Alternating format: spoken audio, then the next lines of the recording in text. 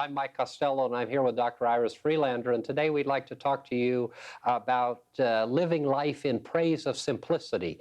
And in today's complex society and all of the things that we have to deal with in our daily lives, both in our spiritual life and in our mental life and in our business life and our personal life, I think simplicity is certainly something that can enhance our ability to enjoy life, to enjoy each other, and really can add immeasurably to the enjoyment that we have of every aspect. Isn't that true, Iris? Yes, indeed, it is, Mike. And also, it might help us live longer.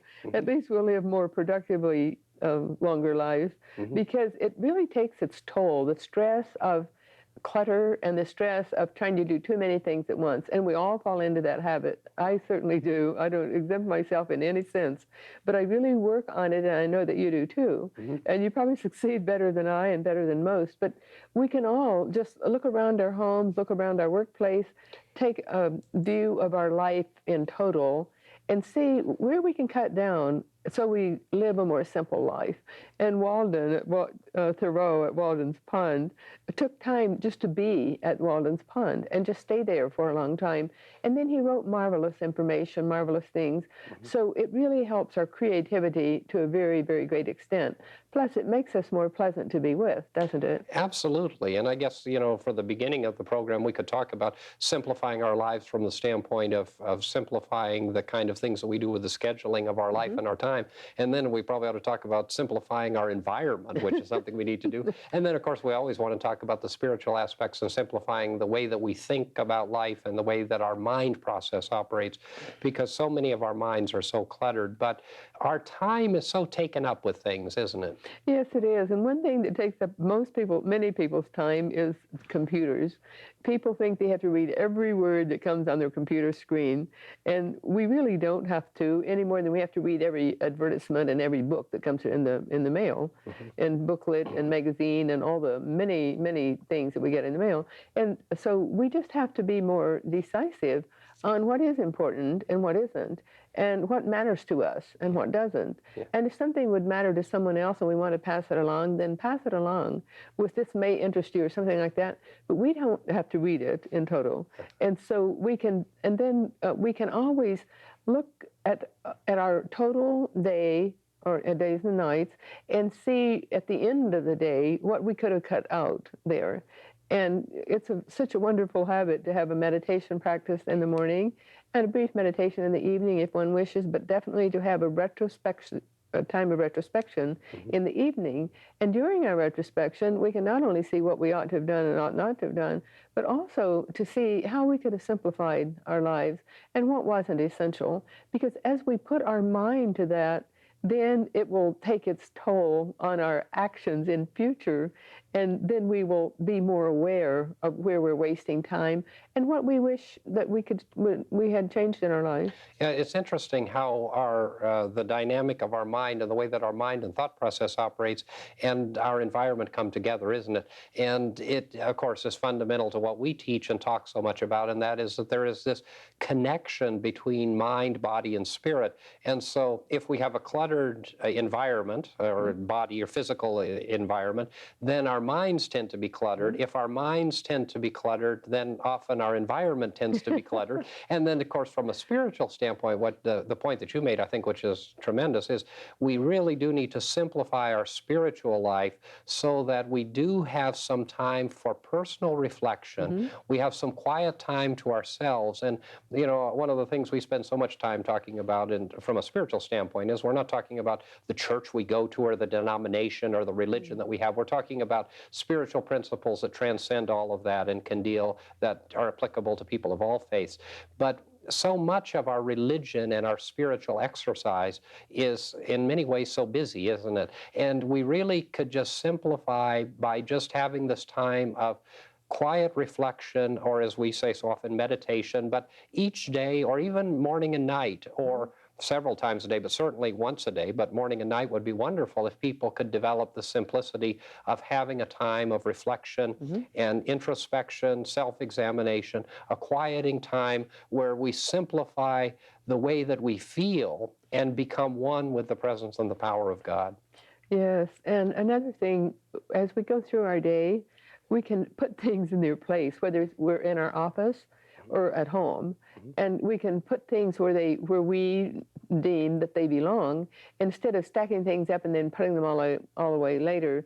Then they get stacked up and they get left over and left over and left over too often. And I know that the business people who are most successful in their businesses, and I know that you're one, clears their desk every evening. They make sure their desk is cleared. And I was appalled very surprised when I was first a secretary in the business world, and my boss cleaned his desk at night, and he made sure everyone had their desk cleaned off at night. And I just wondered if some of those people just pulled everything into their center desk, but the center desk wouldn't hold it. So I don't know how they did it. But in any event, that was a rule in that office that everyone's desk gets cleared at night. And that's such a wonderful rule, because then when we start out the next morning, even if we've put things back in a clutter, we still have to take them out and view them. So, and then when we're cooking, we know that the people who do well and that other people don't mind cleaning up after, those who are careful as they go along, to clean up as they go along. So it just makes everything more easy to live with, and it clears our minds when we finish what we're doing, instead of doing part and then doing something else and doing part and then doing something else, which so many people have cultivated that habit, unfortunately, because there's so much for everyone to do today. And we read all the time, I know you do, I do, about how there's so much information available to people, and it's like exponentially growing. And again, we have to be selective on what information we accept. We do. And we have to really look at how it is we're spending our time and spending our energy. And in simplifying the way that we spend our energy, we really can revitalize ourselves, become more productive, become more centered and more organized. And the other thing is that we influence the people around us. It's a little bit like the gentleman you were talking about, for whom you worked. Now think of the influence that he had on the people in the office. Now, of course, many people probably did not like to clean their desk, but the process was that in that office, that was the way that it was done.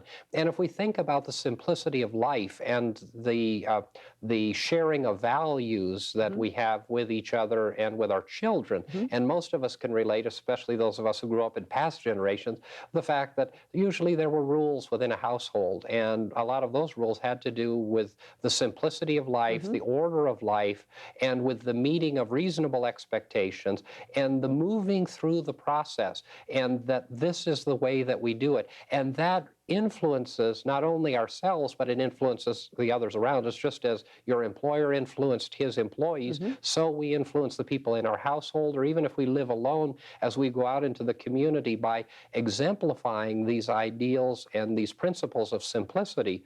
We affect so many people around us who begin to either see us or are affected by what we do, and that becomes infectious in a positive way, and their lives become simpler, more directed, and more valuable and more vital. Yes, and we all value serenity in other people. We like being around someone who's serene. And so what is serenity but simplicity? So, people are serene when they don't clutter themselves with so many things and with so many thoughts and so much action.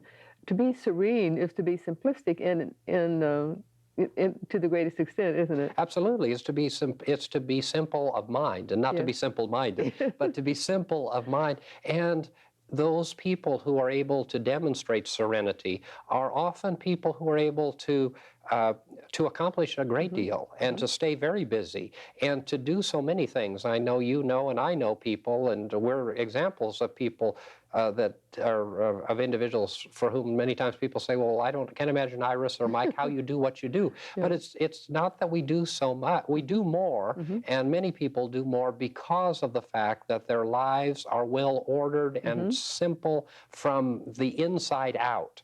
And that allows us to accomplish so much more. It allows us to do so much more, and to do so much more in an effortless way and in a non-exhaustive way. Now, part of that, as you know so well, and as as we counsel and talk with people, we have to decide what it is we need to spend our time on and what we wish to spend our time on, and we have to say no to some things. Yeah. But some people say yes to everything and don't do anything very well, and that's unfortunate. But for many people, we can accomplish tremendous things and have a lot of activity in our lives, and yet not be overly tired, not be overly burdened, but have dynamic and useful lives.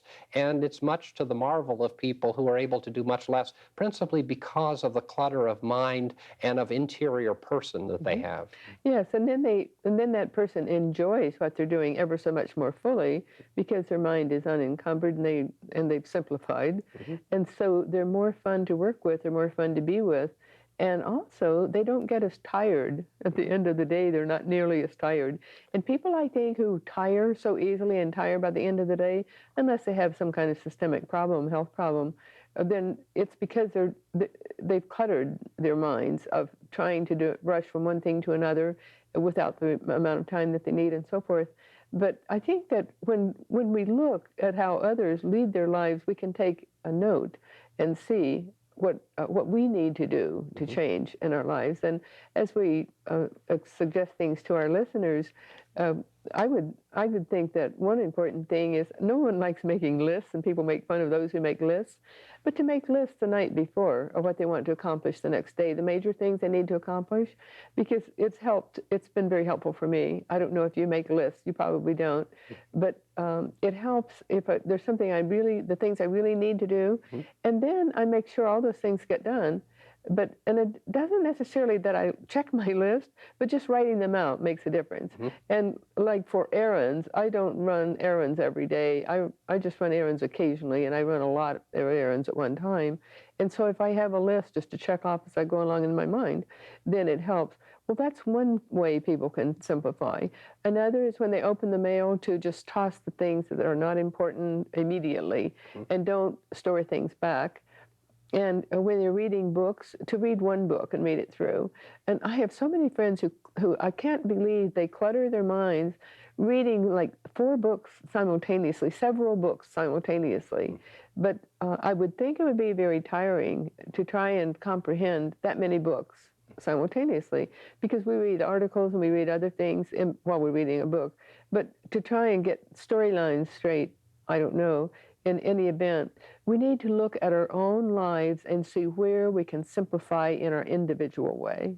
Absolutely, and as we're able to do that, then we're able to order our lives. And there's a lot of similarity to to simplifying life and having an orderly life, isn't there? And like the lists, and for some people lists work, for other people it's not a necessity, but the lists do help us to prioritize our time. It also helps us to see how it is we're spending our time, and it helps us to plan our time and to get our thought process to operate in a methodical and logical way. And one of the other things that I think is of value too is to really look around for examples. And of course, on a spiritual level, we look so often to people who are great spiritual examples, and so often spiritual leaders and those who are great examples to the spiritual life are those who have led relatively simple lives, those who are serene even in the midst of their busyness. And so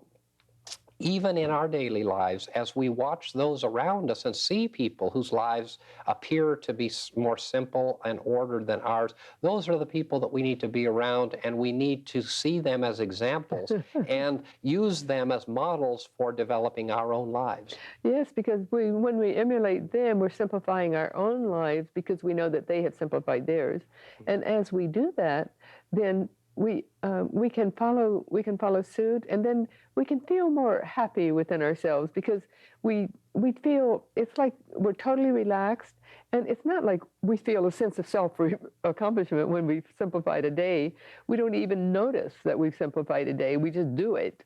It's not like something we struggle with, but it's just a way. It becomes a way of life. And when you mentioned earlier that all the different people that my boss of many years ago, when I was secretary, must have affected a lot of lives. Well, I was thinking, yes, he did affect mine. I never thought of it that way before, but it showed me how to prioritize, and it showed me how I I feel a sense of lightness when I sit down at my desk at home and it's cleared. And there's times I let it get stacked up. And it's not the same feeling at all. So why we ever do that to ourselves is just human, isn't it? That's the human aspect, and we need to Yes. understand that we're not only human, but we're mental and we're spiritual. And so if we can put those three together. And the other aspect is that when we find ourselves in those situations, we can change. And that's, of course, what we talk about so often in this program, that we can change our behavior, we can change our way of thinking, and we can improve the quality of our life. And we'd like to pause at this point in the program and offer you the opportunity to receive some literature so that you can continue to study the ideas and concepts that we're sharing with you today.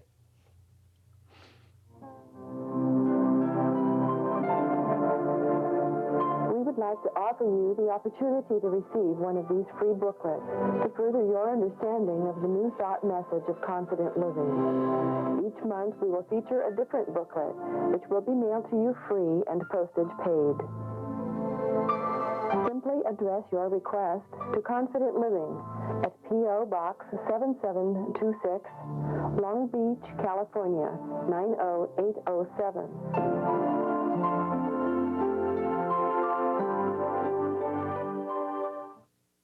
We can change our way of thinking, can't we? I mean, that's fundamental to what this program is all about and what our religious movement, New Thought, is all about, that we can change our way of thinking about ourselves, about our environment, about where we are in life at any given point in time, and thereby change the quality of our life.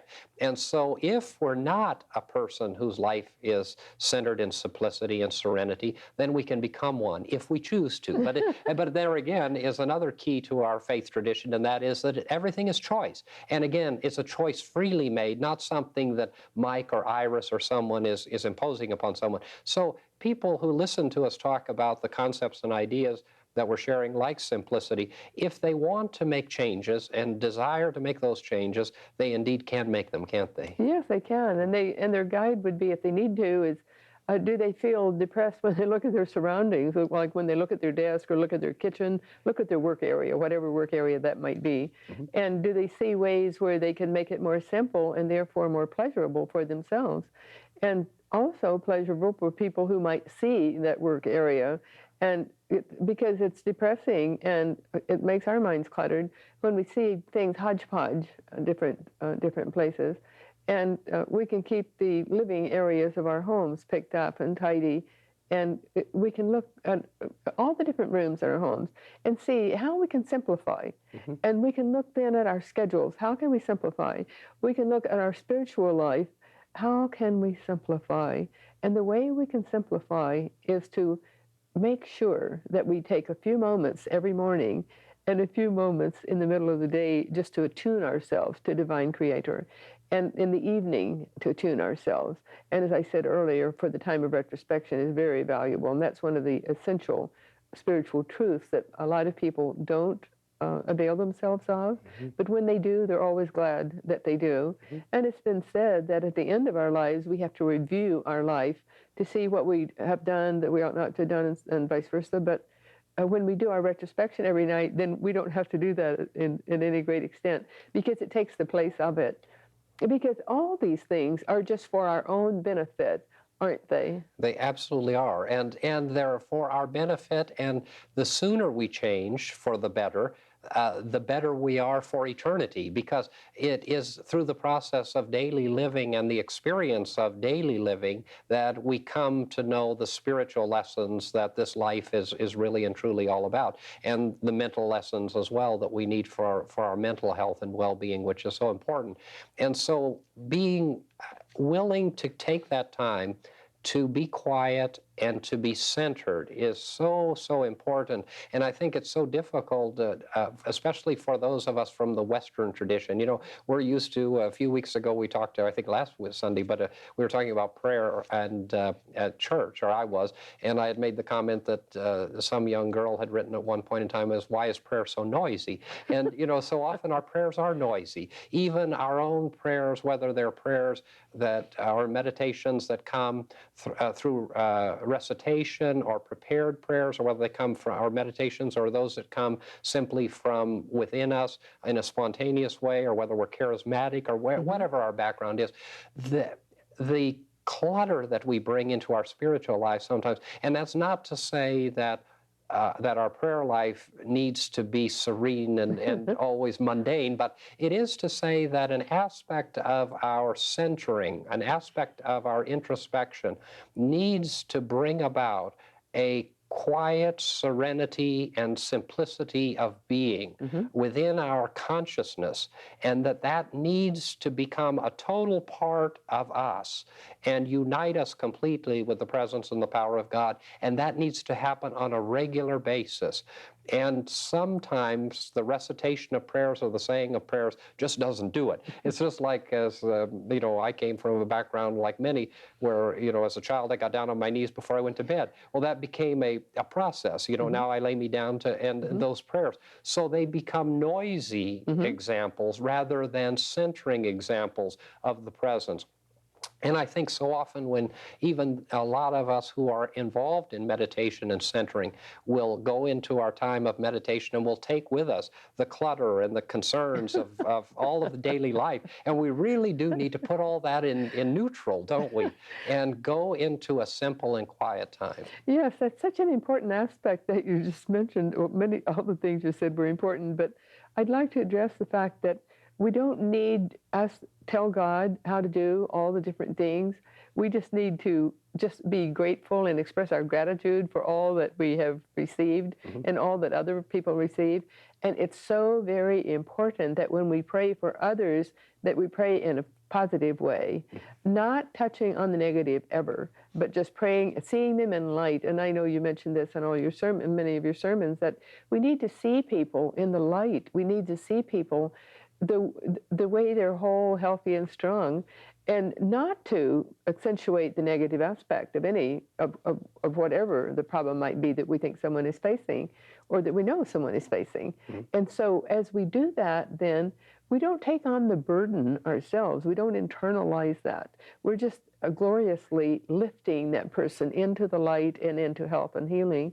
And so as we do that, in a sense, we're simplifying because we're just touching on the positive. And that is such an important aspect, isn't it? Absolutely. And so we move away from the clutter of pleading or begging, if you will, and trying to convince God of something, which is really trying to convince ourselves or someone else of something. And in fact, we become centered in the presence of the awareness of the divine and the fact that the divine presence and power of God wants for us good and only good, all of us. And if we can see that and become one with that, and then allow that to permeate our being, then our whole spiritual reality and mindset and consciousness becomes one of utter simplicity and of serenity. Yes, that's it. And surrender, like surrendering to God all the problems, but we don't have to do them one by one and itemize, but just whatever they are, we have faith, and we know and live in the promise that our faith is justified, that all the things we ask for, all the things we need are already there, already known to God, and then we can offer our words of thanksgiving and praise and gratitude. And as we do that, then it makes our lives so much more beautifully rewarding, because we're living in a uplifted fashion, and we're not allowing the problems to be internalized within us, the problems of others. And this is a good opportunity for me to mention something that's been coming to me very much in my meditations, is the importance of detachment, that we need to detach from, and perhaps you don't even need to even give this any thought. Perhaps you're able to do this. Perhaps our listeners are able to. But if they're not, then I would suggest that they find it very important in their lives to detach from the problems that other people face, to detach from our problems only only giving them credibility and importance on what we can change and what we need to do, but not to worry over them, but to just know, and again, to have our faith be justified and know that it is. Absolutely, and you just touched on a wonderful word, that's worry. And you know that worry just is clutter, isn't it? Yes, It's it is. mental and spiritual clutter. It's absolute mental and spiritual clutter, because it's always in the expectation of something to come.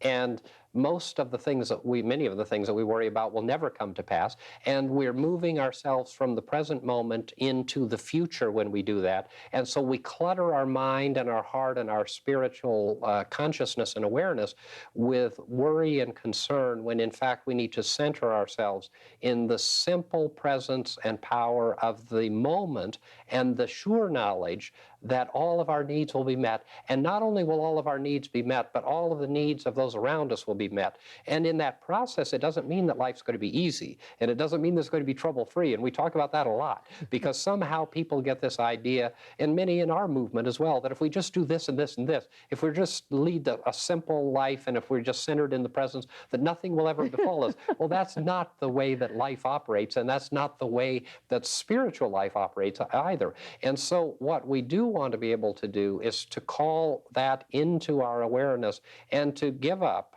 the concern that we have, to have that detachment and to have that ability to trust in our faith and to trust in the justification of our faith and the realization that our faith doesn't even need to be justified except in our own way of thinking. And as our thinking is aligned with the thinking of the mind of God, then we become one with the universal principles and laws that allow everything to be fulfilled in its right and perfect time.